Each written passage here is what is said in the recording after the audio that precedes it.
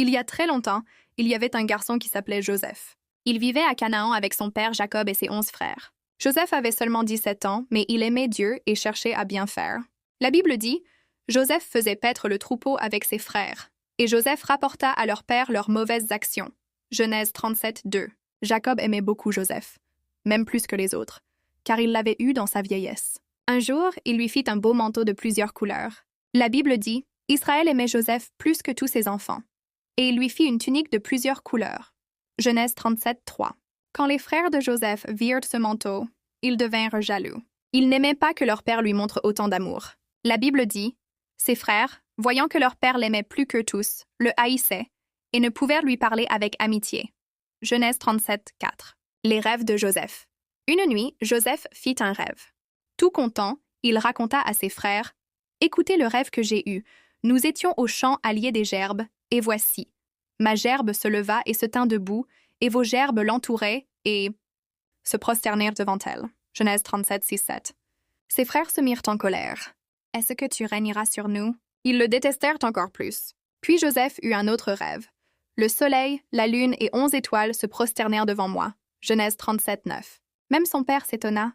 « Faudra-t-il que nous venions, moi, ta mère et tes frères, nous prosterner jusqu'à terre devant toi? » Genèse 37, 10. Mais Jacob garda cela en mémoire. Joseph envoyé vers ses frères. Un jour, Jacob dit à Joseph, « Tes frères ne font-ils pas paître le troupeau? Va, je t'en prie, et voici tout. Va bien pour eux. » Genèse 37, 13, 14. Joseph partit vers Sichem, puis vers Dothan, où il les trouva. Les frères l'aperçurent de loin. La Bible dit, « Quand ils le virent de loin, avant qu'il fût près d'eux, ils complotèrent de le faire mourir. » Genèse 37, 18. Dans la citerne, les frères dirent, « Voici le faiseur de songes. Tuons-le et nous verrons ce que deviendront ses rêves. » Genèse 37, 19, 20. Mais Ruben, l'aîné, intervint, « Ne répandons pas le sang. Jetons-le dans cette citerne. » Genèse 37, 21, 22. Ils pensaient le sauver plus tard. Quand Joseph arriva, ils lui arrachèrent son manteau de couleur et le jetèrent dans une citerne vide. Vendus comme esclaves, ils virent alors passer des marchands ismaélites en route pour l'Égypte. Judas dit, « Que gagnerons-nous à tuer notre frère? Vendons-le plutôt aux Ismaélites, car il est notre frère, notre chair. » Genèse 37, 26, 27. Alors ils vendirent Joseph pour 20 pièces d'argent.